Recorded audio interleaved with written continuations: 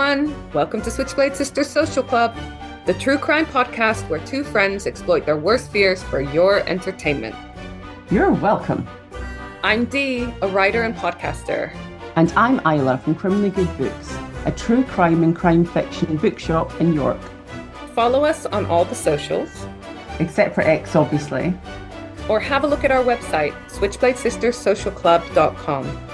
Check them out for all our latest episodes, events, deals, and other weird stuff. Listeners' discretion advised. Hello. Hello, you. Oh, so I got a surprise I want to show you. I know you said you've got a surprise, and I'm really intrigued and excited. Oh my God. What I'm showing you is I ordered one of our jumpers. Oh my gosh, that looks so good. The surprise is I got you one too. Oh my God, Dee, I love it so much. It's me and you on a jumper. Can I just say, super cozy. I'm going to send it to you ASAP. It's just a really nice, so the one I got is the black hoodie with our logo on the front. It's really nice and cozy. Like, it's a really nice hoodie. Is it like inside? Is it all soft. Kind of like, oh my gosh, I can't wait. Soft. When am I getting it? I'm going to send it on Monday. I'll send it on Monday. And I'll send it first class, so you get it early in next week. I can't wait.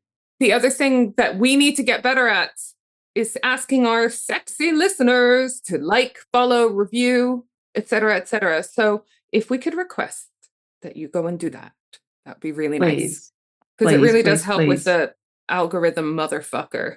On what platform? Like all whatever of them? Platform. Yeah. Ideally, log into all of them. Even if you don't have an account, just make an account just so you could leave us a positive review or follow.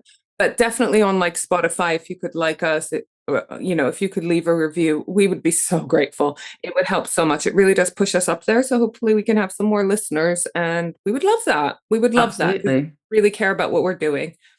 I've got one more surprise for you. Go on. It's super exciting because you remember a couple of episodes back, you covered Dr. Crippen and the murder of his gorgeous wife, Ada. Yeah. Ada? Cora. But she had different names, though, because she was an actress. So we got an email from one of our dear listeners, regular listeners, Gareth, tank enthusiast. And he says, "Hi, Dee. I think in her book, Story of a Murder, Hallie Rubenhold mentions Lady Marcia Somerset. She had managed to bluff her way into Pentonville prison, where Crippen was being held post-trial pre-execution, by tricking the governor into thinking she was Lady Henry Somerset. Lady Marcia Somerset was just one pseudonym of a woman born Ada Alice Fricker. Other pseudonyms included Roma Cholmondeley, Roma Fitzjohn, Roma Somerset, the Honourable Alice Fitzroy Somerset, the Honourable Ida Falconer, Lady Gypsy Rogers, etc., etc. My interest is because in 1917, a man called Stanislaus Kalem, who, I probably said that wrong, who was a crewman in a tank, was killed in the Third Battle of Ypres in Belgium, so First World War, but it almost certainly wasn't Stanislaus. It was his brother Lionel, who was the partner in crime with Ada/Roma/Alice/Lady Marcia Somerset. She joins the story below." So basically, he sent me a long text, which I've summarized. So there's this two partners in crime that go by a million pseudonyms who pop up in the Crippen story. Basically, there were 42 tank soldiers that died on the 31st of July, 1917, the first day of the Third Battle of Ypres. Private Stanislaw Kalhane is listed on the Menin Gate Memorial with no known grave. Research reveals a story involving theater, deception, crime, and identity changes. He was wounded and then he died, age 44, which was very old for a soldier at the time. Yeah, I was going to say. And he was he won sort of medals, which were then returned. The service records were destroyed in the World War II Blitz, so adding further confusion to the story. But basically, Stanislaus' dad was an actor, and he had brothers. He had lots of sons: Lionel, John, Lawrence, Horace, Stanislaus. They were a family strongly tied to the theater with some legal troubles. They basically used lots of aliases between them. Stanislaw used Lionel Somerset, Cecil Roslin, Lionel Rogers, etc., etc. He My was frequently in gosh. trouble with the law. And he was linked to this woman, Roma Cholmondeley, Ada Alice Fricker by birth. She was an actress, a fraudster, and a master of pseudonyms. Like I said, she had over 20 aliases. They were involved together in scams, court cases, impersonations, even to visit Dr. Crippen in prison. And she was listed as Stanislaw's next of kin. So they were obviously very, very close. And basically, evidence suggests that Lionel assumed Stanislaw's identity to enlist in the army and was killed in 1917. So the real Stanislaw may have continued to live under the name Edmund until about 1956. So very, very weird story, right? That's so interesting. Like how like one book can take you off in like a tangent and you can find so many other things. That's why it's so difficult, Dee, when you do research, you find all this really other interesting, super interesting stuff.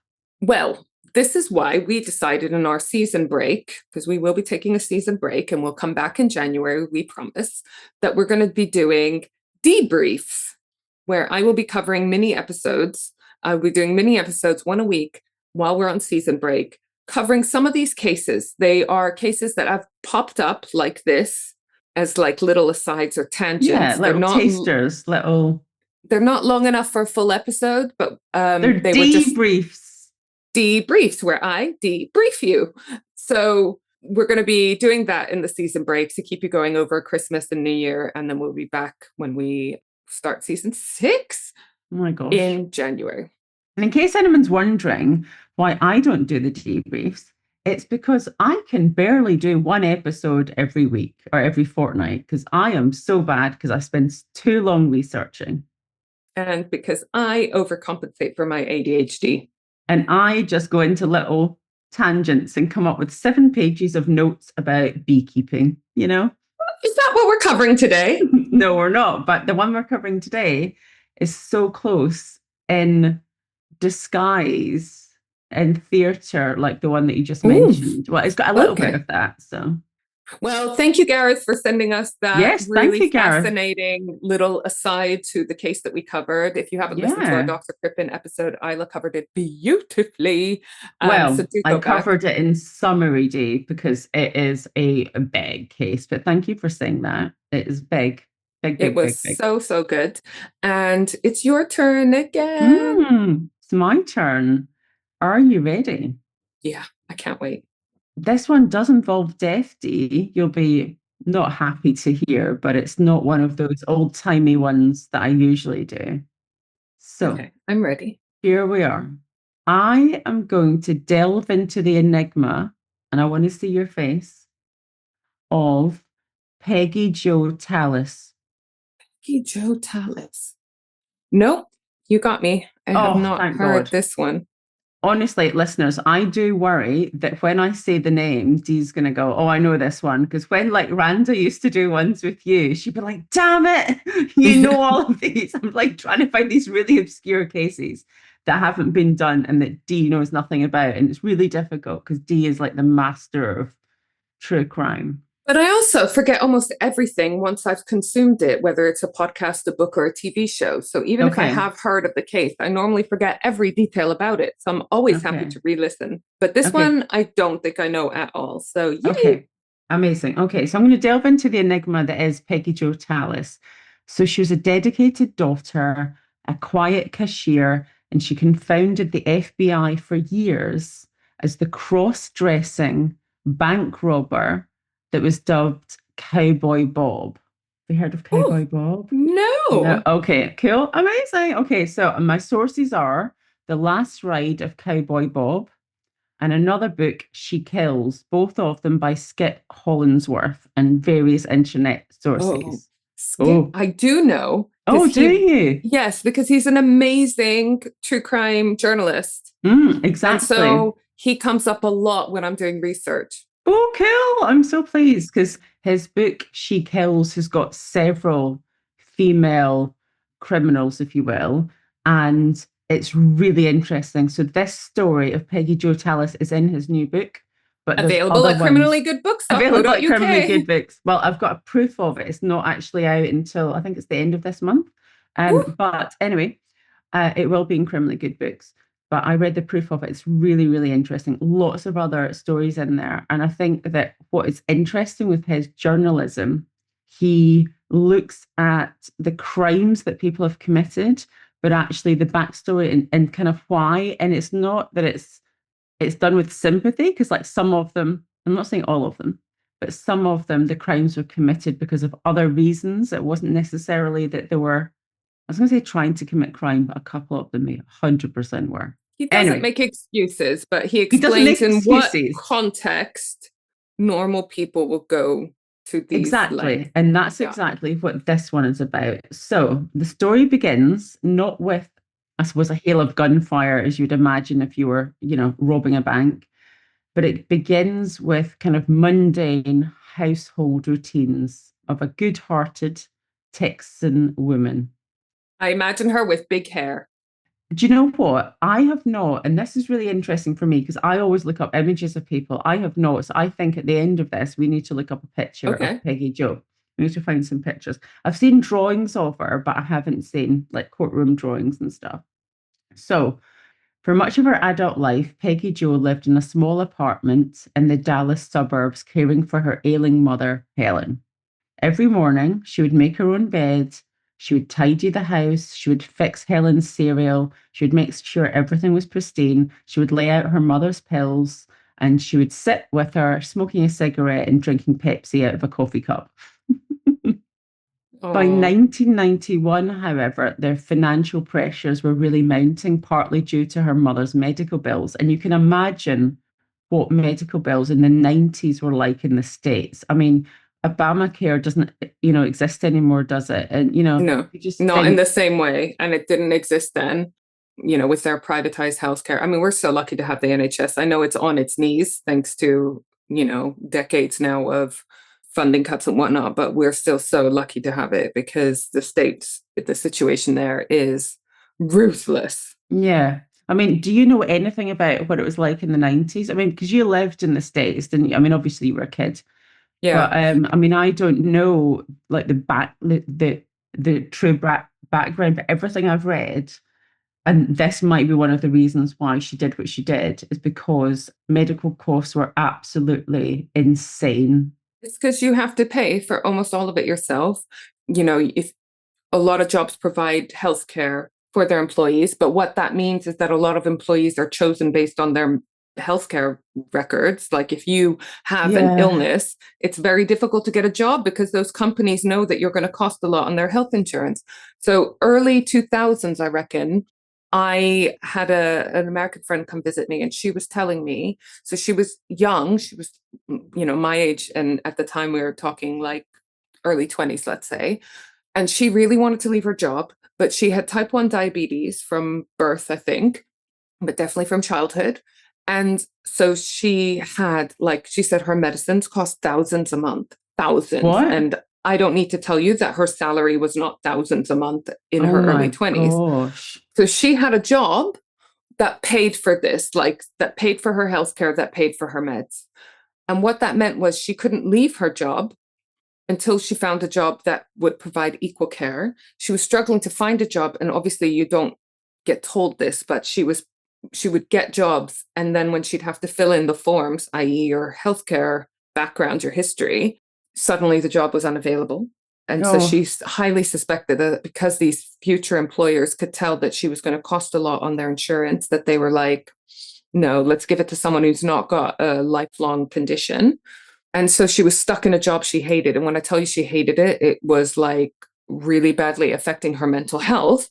So it's just that you would be in that situation is so sad, isn't it? The fact that yeah, she had diabetes meant that she was having to stay in a job that she hated. It's just that shouldn't be a thing, right? I And in know. this But it situation is. where a woman is caring for her elderly mother, they shouldn't have financial pressures because of, Yeah. And she's working several jobs to make ends meet. Doesn't yeah, have a life outside of that. Looks after her yeah. mum for like years. And for Americans listening to this who don't know what our healthcare system is like, Yes, sometimes you have to wait ages for appointments. And we've had a lot of funding cuts. So a lot of departments are on their knees and doing their best. And the people that work in the NHS, like, oh my God, you are all absolute legends. But well, we don't get free prescriptions, but you do if you have certain conditions or you're a Yeah. certain age or you're unemployed or whatever, you get your medicines for free. The rest of us have to pay for a prescription, but it's like £10 to fill a subscription. It's not I fucking know it's thousands. nothing, isn't it? It's so cheap. And we get all of our healthcare for free. And then you obviously have the option of boosting it. If you pay for private health insurance, you might get other stuff, that you have to pay for, but it's just basically no one's going to not get meds. So, anyways, that's made me really sad. Go I know. on. So let's Cheer me up with the murder. So Peggy Jo and her mummy didn't have much money. So in 1991, as I said, financial pressures were so much that because of her mum's rising medical costs, Peggy Jo had dropped out of high school after the 10th grade because she was, there was too much going on in her life. And people often described her as wild at heart. And she felt like her life was like slipping away being at school and, looking after, and then afterwards looking after her mum. So she said that she felt that her life was just slipping away from her. So I don't necessarily blame her for where it's about to happen. So on a morning in May 1991, Peggy Jo decided, she was 47 at this point, she decided to wear something slightly different from her usual khaki pants and t-shirt. She swapped them for a pair of men's trousers, a dark man's shirt, oversized boots. She padded herself out, filled the trousers with padding. She What, dyed like her down the hair front? down the front, like everything padded, boots bigger than her own feet. She wore a cowboy hat. She stuffed a towel under her shirt. She put on like an actual theatrical beard with proper glue and everything. She grayed her hair. She was 46, so she wasn't completely grey. I mean, I'm in my 40s and I'm not grey at the moment because I've just dyed my hair yesterday. But Peggy Jo completely changed her appearance in every possible way, including her height, because she wore these boots that were higher, made her taller. So she wanted to completely change her look. And the shirt made her look heavier, and it was obviously all padded. Okay. So she tiptoes past her mother's bedroom, whispering to her that she'll be back in a minute. She drove in her 1975 Pontiac Grand Prix to the American Federal Bank in Irving, Texas. She was obviously completely disguised. Just to say that the FBI later studied surveillance tapes and had no idea at all that they were looking for a woman. They were so convinced that the suspect was a man, and they named this man Cowboy Bob because of the look. And they really admired her, I have to say, because of her style. Anyway, unlike your typical bank robber, who was usually a young male drug addict, Peggy Jo was a quiet woman who kept her head down, avoided the cameras, remained absolutely silent, did not say a word. She never carried a weapon. All she did was walk into banks, and this first one, with a note that said, "This is a bank robbery. Give me your money. No marked bills or dye packs." So she was determined not to hurt anyone. She didn't speak. She didn't look like a woman, and she had no gun. Okay, so she walked in. She didn't run when she left the bank. She didn't squeal away in a car. Instead, she drove straight back home where her mother was waiting for her for lunch. She changed into her normal clothing, put the money away, and that was it. So they would hand over the money, and she would just walk away. Did she get caught in the end because she's driving her own car? She got caught once because of that, but it wasn't her own car. But there is Oh, there is right. something there. So basically, I mean, she was really skilled. She knew how to get in and out of a bank in 60 seconds. And the FBI said she was as good as any man they had ever come across. Oh, can you imagine a woman being almost as good as a man? Exactly. So I want to go back a little bit and just give you a little bit of a summary on Peggy Jo, and then I'll go into all of the kind of the bank robberies. So that's the first one in May 1991. Okay, when she successfully got, I think it was something like $2,000 she got from the bank. Okay, in that first one. So as I said, that Peggy Jo was a Texan woman whose life spanned like contradictory roles. She was a dedicated caregiver. She was an elusive cross-dressing bank robber known to the FBI as Cowboy Bob. She was the youngest of three children. Her father died of cancer when she was 4. She grew up in a tiny rented house in, is it Grand Prairie? Grand Prairie? I mean, how do you say that? Grand Prairie? Grand Prairie, I'm guessing, is how they say it. Exactly. She was described as beautiful, a free-spirited teenager with brownish blonde and curly hair and green eyes. She dropped out of high school in 10th grade, feeling like there was just so much else going on in the world and she wanted to enjoy life. As a young woman, she was rambunctious. I like that. That's been mentioned a couple of times. She Rambunctious started, is a great word. Can I just say 10th grade is like 16, which is such a young age to make such a big decision, right? To drop out of school. But exactly, I know you can yeah, in this country as well. yeah, You yeah, don't yeah, have to you go on to do can. A levels. But like for me, I just think 16-year-old Dee would have made some stupid choices if I she. remember being at school in Scotland and we had a girl who was 15 and she was a caregiver for her mother. And she used to come to school like every day, like dedicated. And when she was 16, she had to drop out of school to look after her mum. And then she became like a full cut. So I can't imagine. So, she's 10th grade, drops out of school. At this point, like she's not looking after her mother, Yeah. but she was rambunctious, as we said, sought adventure.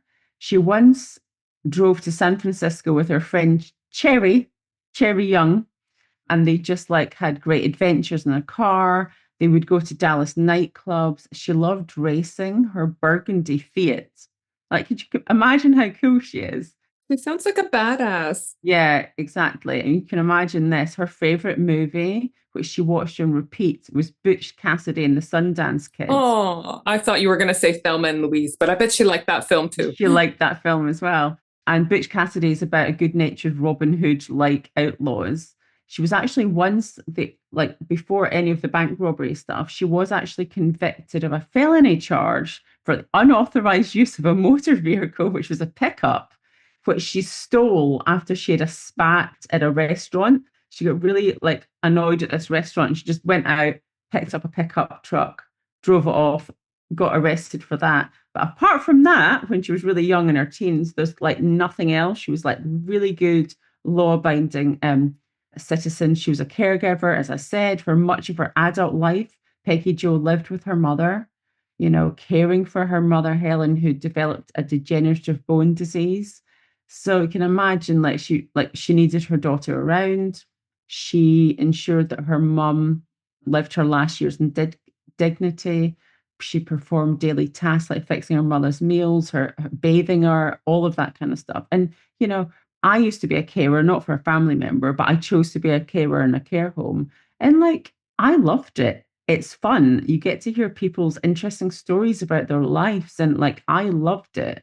But you can imagine day in, day out, living with someone and looking after them and being really bitter about the fact that you're having to cover all those bills and it's not that person's fault. And when you're doing it as a job, as tough as that job might be, at least you can go home after and have a break. Like Yeah. we know we've got a very dear friend, also called Helen, who is in a similar situation looking after her elderly mom. And Who has awesome hair, by the way. Can yeah, we who's got just bright pink say that? hair. And Helen wouldn't have it any other way. But that's not to say that it's easy. No. It's a lot of hard work trying to adult for two people, and not to mention the emotional toll of watching your parent, having a degenerate disease and going downhill. That's hard Oh, work, isn't it? So, hats off to anyone who does that, because fucking tough, I imagine.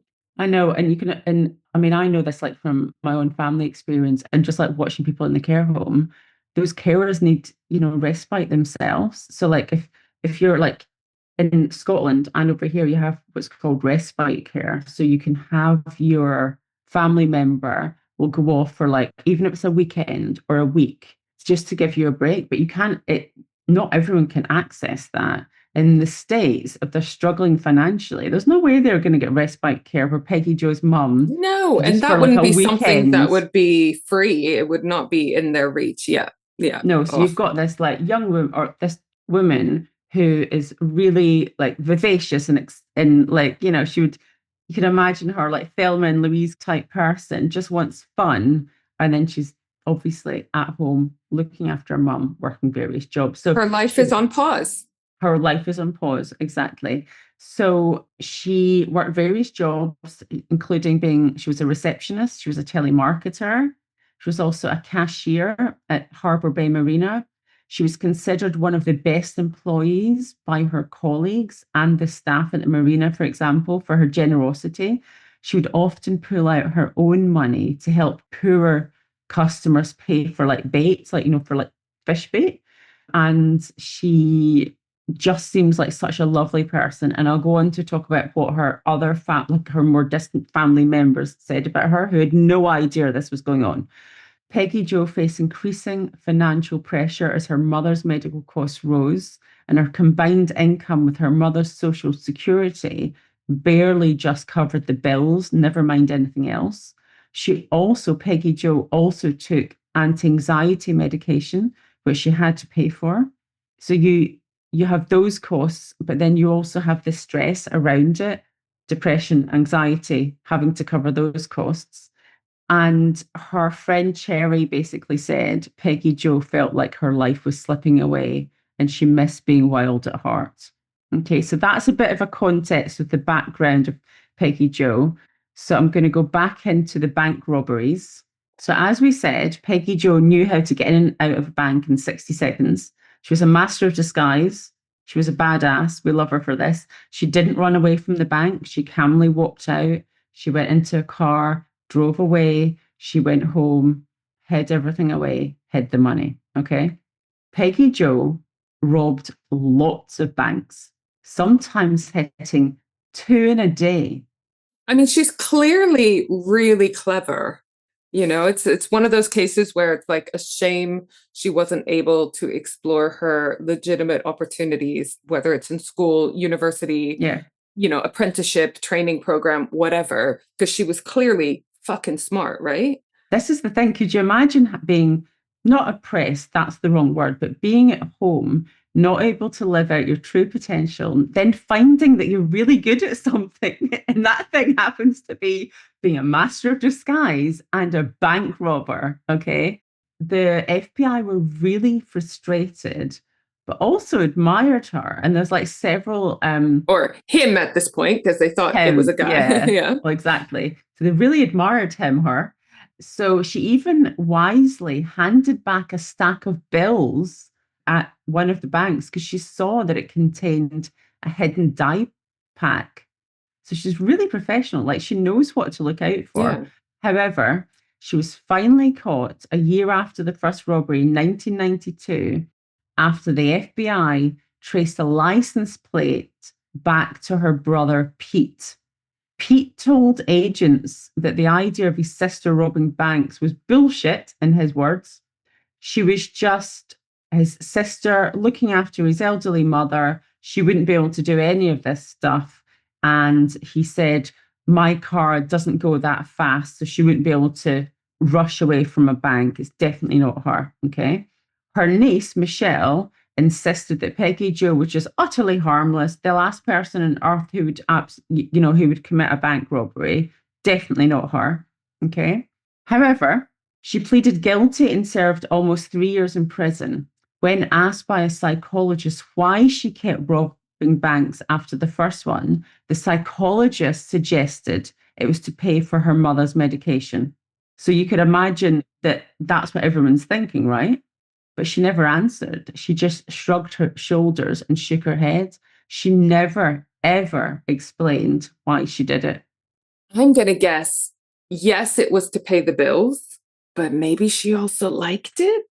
Yeah, maybe. Yeah, exactly. She didn't get caught for like all that time, but there's more. This goes like she continues to rob. She continues. This I was goes going on to for a say, number of 3 years. years is not that long. She's come out and there's more to this story, I'm guessing. There's a lot more to come. All right. Okay. I'm ready. So she told her niece that her criminal life was something that would never happen again. Okay. After her release, she went back to being a dedicated daughter. She ensured her mother, Helen, who had this degenerative bone disease, was looked after, lived out her remaining years in dignity at home. As I said before, she worked as a telemarketer, then a cashier. She was known for her kindness and generosity, and she pulled out her money and would give it to other people. So she was let out of prison. She didn't do any more bank robbing, as far as we know, until December 2002. Helen, her mum, died in her sleep. Peggy Jo was holding her mother's hand. With the responsibility of caregiving lifted, Peggy Jo could start her life again. Okay. But she must have been in her 50s now if she was in her 40s, She was, 90s. yeah. But yeah, she's now not got the time pressure of looking after her mum and the bills pressure of her care, medication, et cetera, right? Absolutely. So she could, have her carefree, free-spirited life back, or the life that she wanted. So in the spring of 2004, she bought a 20-foot Frontier RV for $5,900 in cash, telling friends she was going to live on the beach in Mexico, just as she'd always dreamed. So friends are like, great, your mother's You not there deserve now. it. You deserve it. You're able to save a bit of money. You've got some money. Amazing. Okay. Before she left, she told a friend, and the friend thought this is really bizarre. She told a friend, no matter what happens to me, always remember that I love you. Sometime in late 2004, and then again in May 2005, Peggy Jo, who's now actually 60 at this point, returned to bank robbery. So in East Texas in Tyler. So for the May 2005 robbery, she wore a large black straw hat, black sunglasses, and this time the teller notes that teller at the actual bank noted the softness of the robber's voice. So she actually said something. Then Peggy Jo made a really big mistake. This is like her, they noticed She's out of practice. She's out of practice. They noticed her voice, but that's not what gave it away. She walked out with a dye pack in the bag. So she did all the same again. She handed over a note.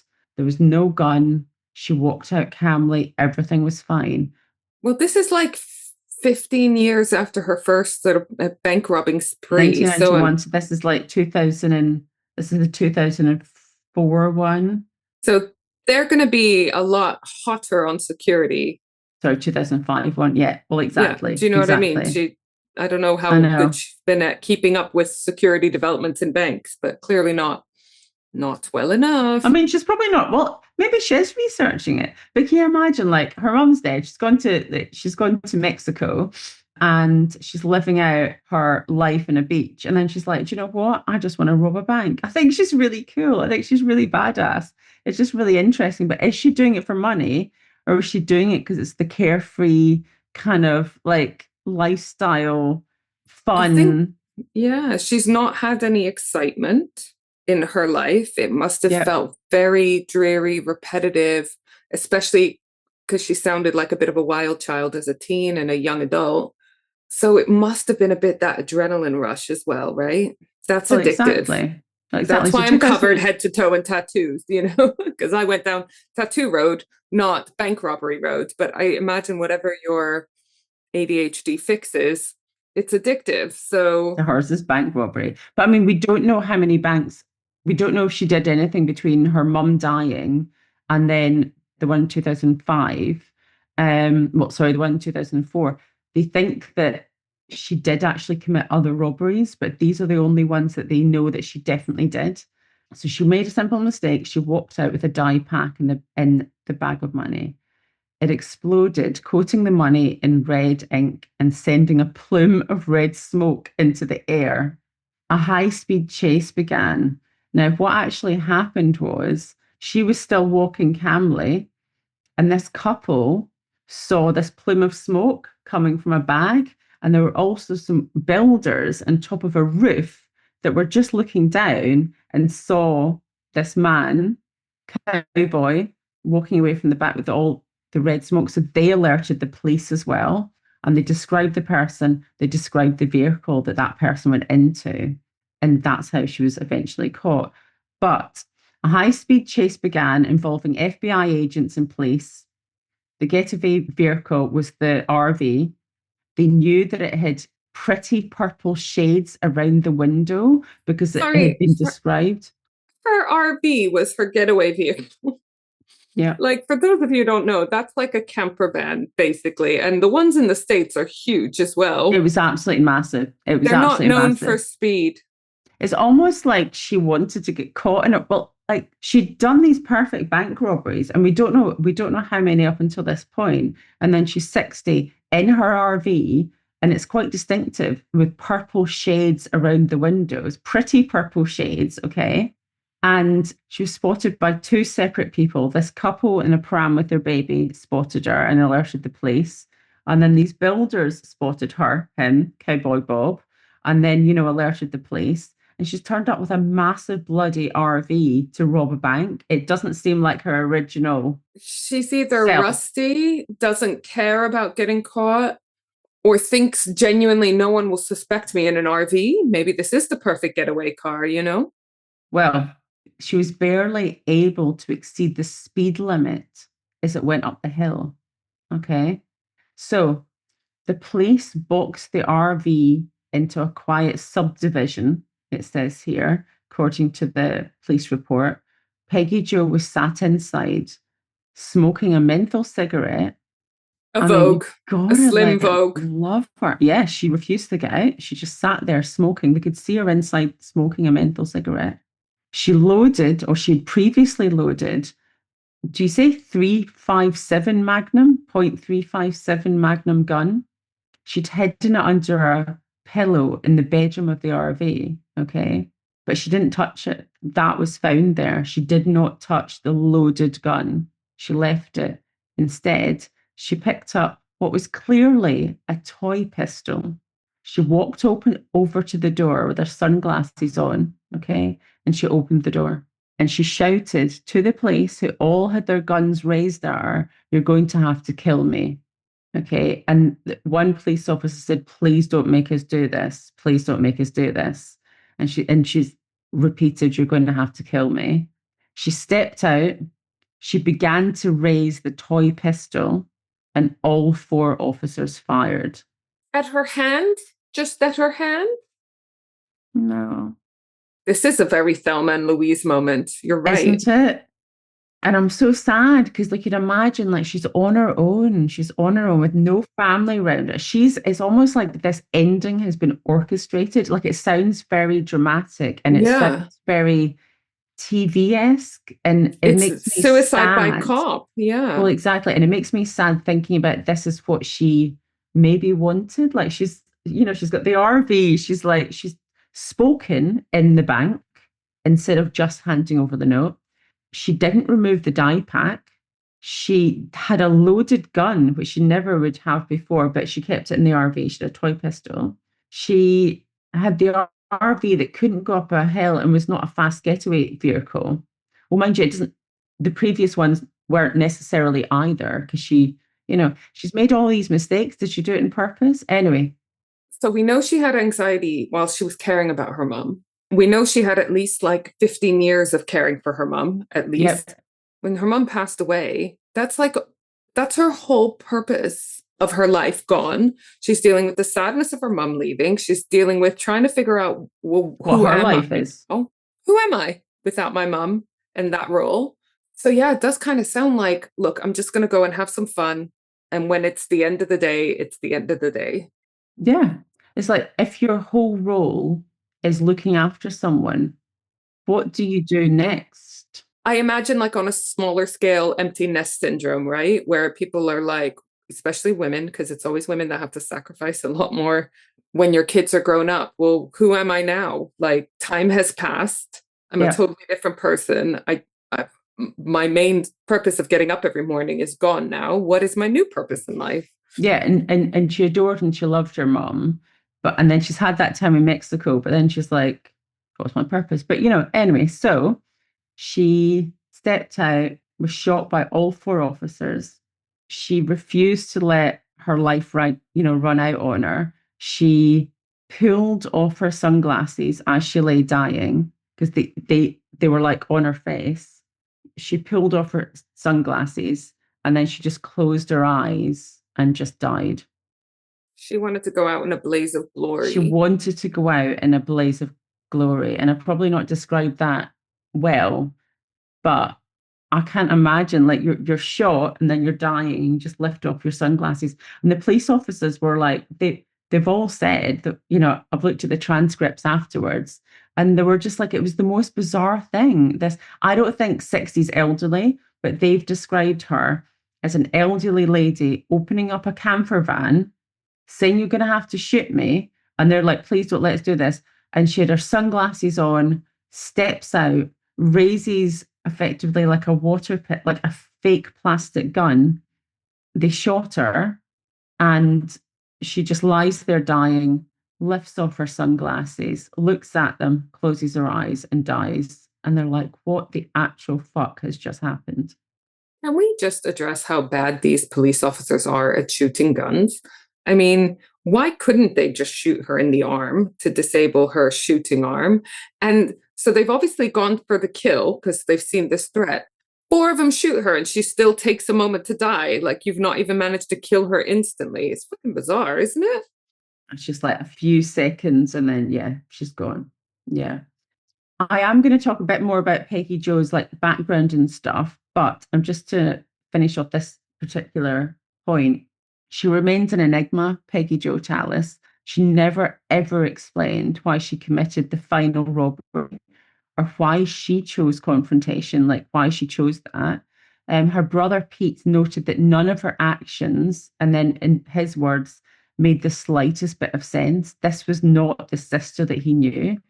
He says, you know, the family would have helped her if they'd known that she was in financial trouble. And I'm just thinking, right, she's looking after your mother, and you've not bothered to find out if she's in financial trouble. She clearly bloody well is. They never gave her any money. Like he lent his car to her and the mum to help take the mum to appointments and for her to like go to work and stuff. But he said that we would have helped her if we knew that she was in financial trouble. Her niece, Michelle, like forever insisted that her aunt was kind, harmless. She said like no one ever got hurt in any of the bank robberies, but we never ever expected her to do this. And they all said, no, no, no, this isn't the aunt. And then when it obviously was her, they're like, it's completely taken us by surprise. That family are quite delulu, aren't they? If that's Yeah. true that the brother didn't suspect financial difficulties, then he's got a serious case of denial because your sister's working several jobs and looking after your elderly mum in a country that does not provide free healthcare or Well, limited. exactly. So, I mean, it doesn't take a rocket scientist to work out that money tight, right? Money's tight. Well, exactly. And you know, maybe it's an after the fact thing. I'm just going to say that, you know, of course I would have given money if I had known. You know what it's like? Like some, I mean, it would never happen with my family and it would never happen with yours. But you can imagine some family members are like, oh, I don't want to have to look after my elderly mum or dad. Like, oh, there's the, you know, the younger sister or the elder sister gets to do it and you just kind of wash your hands of it. But I can't imagine if anything happened to someone in my family, like my mum, we would be there. Of course we would, but like loads of other family members in other families, you can imagine just like turning away from it. If my one of my parents or both or whatever moved in with my sister and she was their carer, I would be throwing cash at her. Oh, you'd be throwing cash, you'd be round every day. Of course you would. But I think this brother's just trying to wash his hands of it and say, oh, I would have done it, but of course you wouldn't have. Yeah. Jesus. Anyway, I mean, she's working multiple jobs. Why was Like she that's the doing clue. that? Do you think Why she's was she doing it doing for that? fun? Yeah, Also, she's not saying she maybe she didn't want this, but she's not ever had her found her life partner or whatever. And exactly. I'm sure she wasn't going out and doing stuff with friends in the same way or whatever. And like you would hope that family members would notice that and be like, why don't I babysit is the wrong word, but like stay with the mum this weekend so you can go and have a break. And then if she says, I can't afford to, then they'll be like, maybe I should help out financially. So, I mean, I feel bad bitching about this brother because he's obviously a victim in this as well. He's Yeah. lost his mom, his sister as well. But yeah, it sounds like his actions contributed to the stress rather than alleviated. Well, exactly. So her friend Cherry, who's that? Yeah, who she Who used to was go the clubbing friend with as a used to go teen. Yeah. clubbing with, used to Do we drive love Cherry? around I in her feel like we love yeah, yeah. Cherry. No, no, we love Cherry because Cherry's been there throughout, and Cherry was like obviously really sad by what happened. And Cherry's like, she was the fun teenager that she used to go out with before any of the problems. They used to race the Fiat. They used to go to nightclubs, get in I trouble bet together. Cherry was like, yeah, I can totally imagine her doing this. Well, Cherry, quote from Cherry after Peggy Jo has been shot in the hand. She wasn't shot in the hand. I know. Yeah. I know. Cherry says, sometimes I can't get over the sadness that she's gone. But then I think about her walking out of that bank, 60 years old, that bag full of money. And I have to say that she went out doing what she loved. Whether we saw her as whether she saw herself as a modern day kind of Robin Hood, like we don't know what she did with the money. She wasn't spending it on an accommodation. She's in No, an well, RV. exactly. She's in an RV, exactly. But she was the most unlikely outlaw known as Cowboy Bob. Her favorite movie was Butch Cassidy and the Sundance Kid. Her life ended in a hail of gunfire, and she refused to walk away from that kind of life that she loved.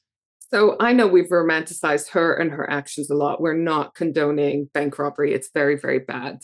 But I'm guessing they didn't find a stack of cash in her RV or loads of like designer clothes or whatever. So I'm kind of thinking she's given this cashola away. She's not using the majority of it on herself, is she?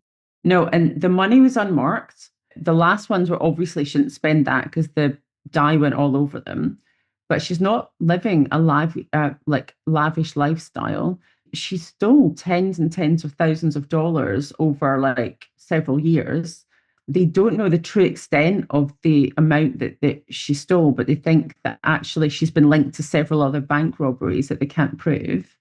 And do you know what? When Skip wrote the book, he was then approached by lots of people wanting to do like a TV like a movie show about her. And I hope that that happens because I feel like there's like so much more about this woman, and it would be great to find out, like her background and more about her and like her family portrayal and motivations. And Who do you think would play her in a movie? I think, who's that woman from Game of Thrones? So two people, I think. The woman they're both really tall and they're both blonde. Yes, I know who you mean. I can't think of the name, but I've just Googled a picture because we said we were going to Google a picture of Peggy Jo. Please.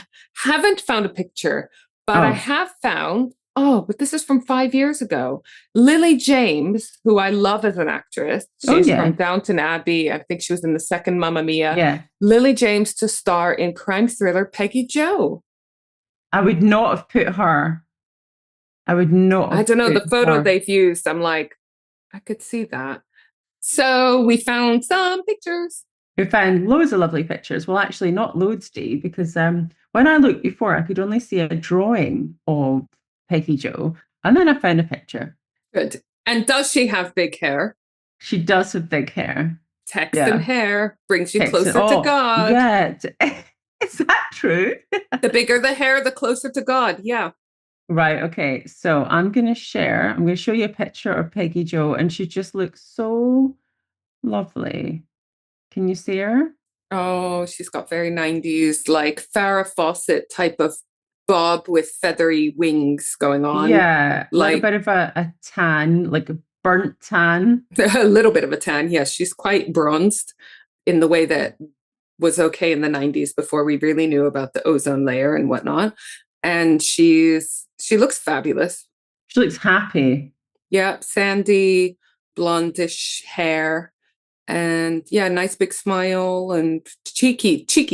She looks cheeky. I mean, she looks like she's in her late 30s here, do you think? Because like she was in her 40s when she committed the first robbery. She could be in her 40s here, but I think she definitely looks like younger. Because I've seen an older one. I've seen a picture of her when she was 60s, but I've chosen this one.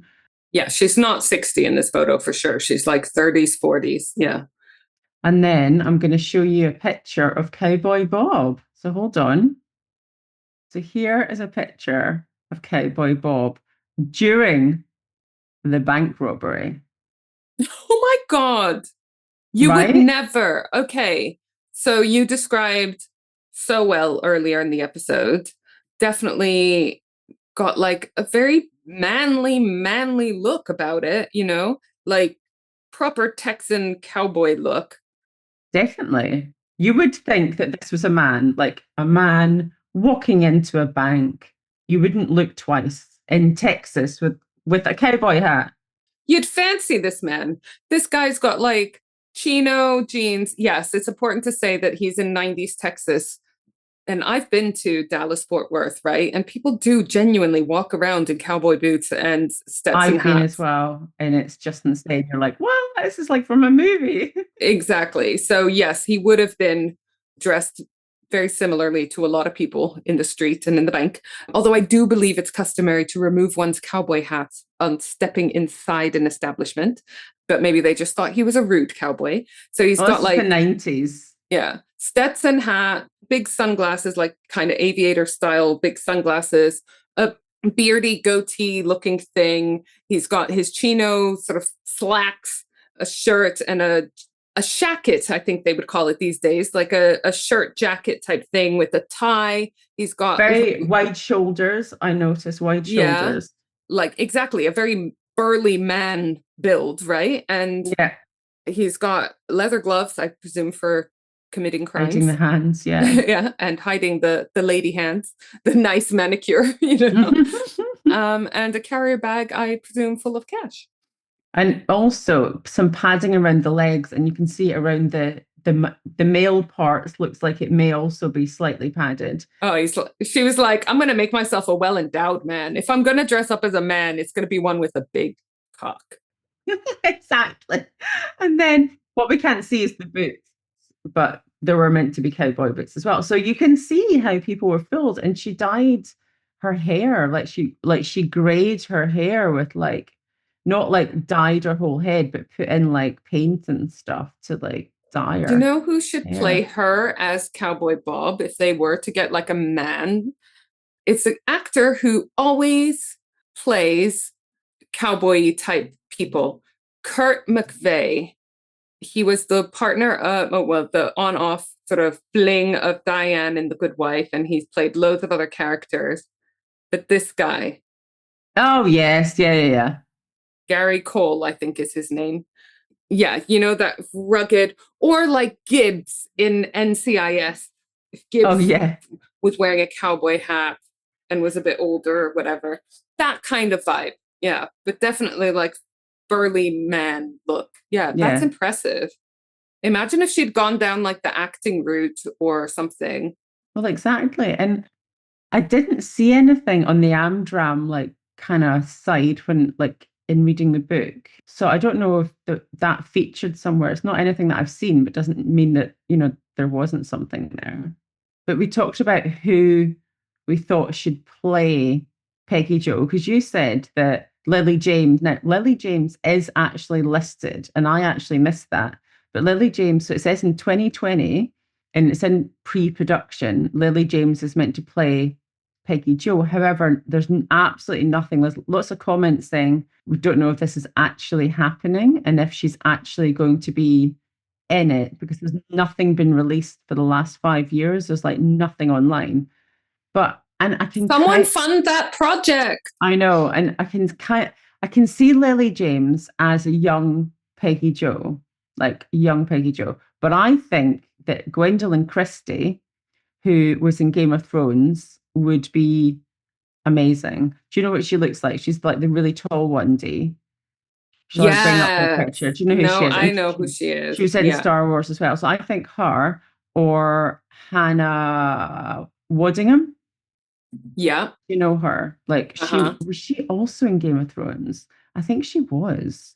Or do Um, you know who would be amazing? who? Charlize Theron. Yes. But I wonder, and no offense to her, if she's a little bit older now. Like I don't know, because you'd have to play the young one as Yeah. well as the old one. And I can see both Gwendolyn and Hannah doing the younger in her 40s. Like I can see Lily James doing the early years like almost like just out of school, not just out of school, When she's but partying then, with Cherry. yeah, exactly. And then Hannah or Gwendolyn doing the 40s and then also doing the 60s one. Oh, someone make that film. I know it would be good. It would be good. I would 100% want to see it because there's like with everything, there's stuff that you can't put in and stuff that's missed. Yeah. Well, that was a case and a half. And I want to do a little summary if that's okay. I want to do a kind of the contrast between, because I made loads of notes on, and I'm still learning my way with how to present the podcast episode. So what I had done was list all the things that her family and friends said about her versus what Cowboy Bob and what Peggy Jo was. So it's just like a little couple of minutes. So it's just that she contrasted so much with the like notorious identity of this like bank robber and her like kind of daily life as like, law-abiding citizen. So her family portrayal of Peggy Jo, she was good-hearted, harmless, and loving. Peggy Jo's family and close friends consistently described her as an unlikely outlaw, not believing it at all in the beginning. They focused on her kind, domestic, and generous nature. She was a dutiful caregiver. She was the classic good-hearted Texas woman who lived with her ailing mother, Helen, in a small apartment. She was deeply dedicated to her mother, caring for her every morning, fixing her meals, laying out her pills, giving her baths every single night, putting her to bed. She ensured her mother lived out her last years in dignity at home, which we already discussed, rather than, in a nursing home. That to me tells me she is organized. Yeah, she's organized, which methodical. is a transferable skill. Exactly. Her niece, Michelle, describes her as wonderful and harmless, emphasizing Peggy Jo was the last person Arthur would ever imagine of robbing a bank. She repeatedly insisted that her aunt was wonderful, was a loving woman who had a heart of gold. People who knew her described her as utterly harmless and selfless and a sweet lady. Several people have said similar things. She was law-abiding in public. So Michelle, her niece, noted the contrast between her aunt and a typical criminal, saying that whenever she was driving, Peggy Jo never exceeded the speed limit. We know that she didn't in the final act in the RV, but she always came to a complete stop at signs, which I thought was an interesting factoid. Yeah, she wants to fly under the radar. Well, true, exactly. She was kind and generous. So, as I've said already, she helped people rather than ask for help, which I think is really important. She was known for checking on poorer customers at the marina where she worked. So she would actually check on them outside of work. She pulled out her own money to help families pay for bait. She visited a poor Vietnamese woman who fished for her family's supper and would give money to a man who was down in his luck after being in prison.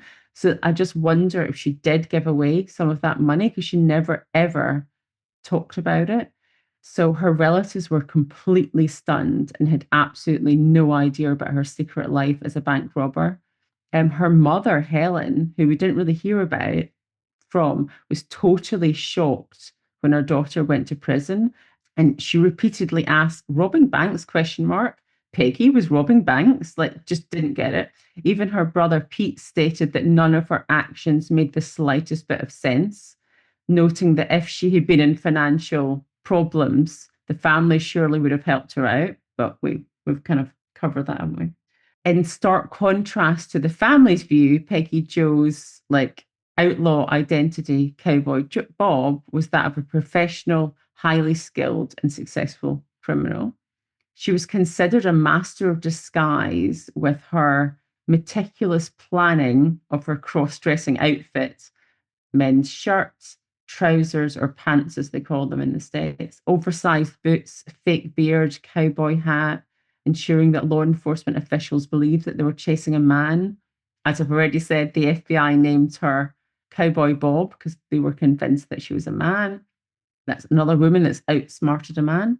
Former FBI agent Steve Powell admired her, stating that she was very skilled and efficient, knowing how to get in and out of a bank in 60 seconds. And he was the one that says she's as good as any man he'd ever come across. So thanks, Steve, for that. She never offered an explanation of her actions, refusing to tell the FBI, her court-appointed attorney, or the psychologist why she continued to rob banks. This contrasts sharply with the openness and love described by her family. The FBI said that she was one of the most unusual bank robbers of her generation, always working alone, didn't have anyone else involved, didn't have a lookout or a getaway driver. She used stolen license plates in her car to mislead authorities. And if you remember that she was caught that time with her because she didn't take the license plate off her brother's car, and that's how it was traced back because they went to the brother's house. Probably thinking it was the brother. Correct. And then he then took the authorities to his sister's house or like told them where she was. So thanks for, getting your sister arrested. Also, if she didn't have a gun, which again, in Texas, which is very gun oriented, let's say, the fact, I mean, where ordinary civilians just have guns, like the gun that was found in our RV was probably just one for protection because she's living in an RV as a single woman. And that's her gun, yeah. And we know not her crime doing gun. But the fact that as a criminal doing criminal activities, she never brought a gun with her must be super rare in Texas.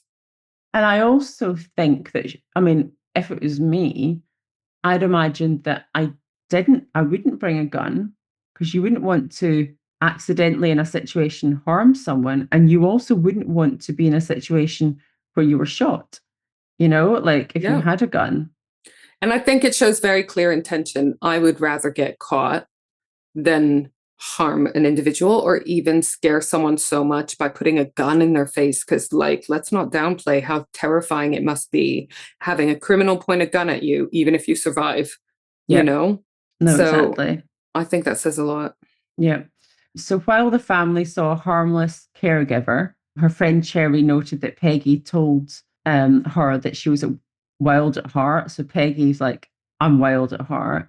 Her final acts were provocative, resulting in a dramatic confrontation with police. After a high-speed chase in her RV, she ultimately decided to go out in a blaze of glory by confronting the police while holding a toy pistol. Now, I did find a grainy image of her standing before she was shot. And it's like you really can't see her. It's just the RV doors open. There's a bit of a tree in front, and it's nothing. But I just found it just a really interesting case that I just think would be great as a movie. So I really do hope that they make a movie out of this. There's been stage plays and stuff. I found some references to stage plays. But I would love, I know like Skip Hollingsworth is like, he's interviewed family and stuff. I would really like to find out more about her, but I'm sure everyone would. But I can see that this would make a really good movie. And also it just shines a light and highlights how if the motivation was giving to the poor, if the motivation was providing support for her mum, it just highlights how messed up healthcare and the situation is in the States for people. Yeah, I know. And there must be people committing crimes or acting in a way that they would rather not because of the pressures of supporting a family member or themselves through their healthcare issues that are less glamorous and dramatic than this, let's say, so they don't get the same attention or whatever. But it just feels like such an unnecessary pressure. Oh, it's just so upsetting that there would be this need for someone to go on and commit these crimes. And we don't make light of the seriousness of them, but we are very sympathetic to the reasons why she felt that was the only way. Yeah. Oh, Peggy Jo. I know. But that's my story of Peggy Jo Tallas and Cowboy Bob. And I kind of have a little bit of I'm not sure if it's a girl crush on her, but I feel a lot of sympathy towards her. And I think she was really smart, really smart. Yeah, definitely. Do you want an inquisition? I'd love one. Yes, please. This one is submitted by our dear listener, Jane. I'm going to share with you the image and you describe it, and then we will talk about the inspiration behind this tattoo. Just FYI, it's really pretty. So, Okay. So we're looking like, oh my gosh, is that a dummy and a heart? it's a diamond in a heart, well, a gemstone in a heart. It's got some dates on it. I'm seeing 1965, 2004. It's like a locket design. It's got a hanging key and a hanging dummy, exactly. So I'm going to read to you because we need some explanation. Let me read to you while. This is a memory locket. Each symbol means something to me. The August and April moon symbols for children's birthday months, years of births and our marriage, a candle to light my way in darkness, a key that helps me unlock life. We all need that key. The heart is a river, which is where my family and I worked. Topaz from my engagement ring. Basically, my family and my life, all in one tattoo. People often say tattoos about lovers and marriages are regrettable later in life. As you can see from my stretch marks, having a family leaves scars and memories, so why not a tattoo? Oh, why does that make me emotional? Love every episode and every contribution. I visited the bookstore and love my sticker on my camper van and little book and tote bag. And then she's got a little heart and a little Palestine flag. Oh Jane! my God, I love Jane. Jane Jeffrey, you're amazing. Love you, Like, Jane. I like tattoos that have like true meaning. I mean, we love tattoos that people just get, like you do when you randomly go into Dublin and go, I'll have a little Dublin. What was it you got? You went and got I got a plaster, but I was like, Irish it up, and so there's a little shamrock. Yeah, so funny, we love any tattoo with a story, but even the silly ones, because I know I have silly ones, but that tattoo means so much to me because I know you and I went together and we had a great time. And that was when we went to amazing time. Dublin to see Murder Most Irish live. I love those girls. Love them. And love them. Just had an amazing time. So no, it was good. It was good. Jane, that was a beautiful, lovely, personal tattoo that no one else is going to have. Nope. And that's really cool. So and thank you for visiting submitting the shop as well. Thank you for submitting it, and thank you for visiting the shop. And I'm so pleased that you got your little bag and your sticker as well. Yeah. Well, if you do ever go back to the shop, make sure you say hi to Isla. Please do. Yeah. Thank you, Jane. All right. Sexy listeners, we love you. Isla, I love you. I love our new merch. I can't wait for mine, Dee, honestly. I need a new t-shirt as well. Well, we have a shop. Go and visit it. Link in bio, et cetera, et cetera. And remember, review all of that stuff that us as podcasters are meant to say to you guys, but we really want you to. All right. Love you. Love you. Bye. Like this episode? Want more? Come visit me, Isla, at Crimley Good Books in the heart of York. We're an independent bookshop dedicated entirely to crime. From cosy mysteries to gritty thrillers, historical whodunits to juicy true crime. We've got signed editions, special gifts, and plenty of recommendations for your next obsession. We also host a bunch of awesome author events. Can't make it in person? Visit us online at crimleygoodbooks.co.uk.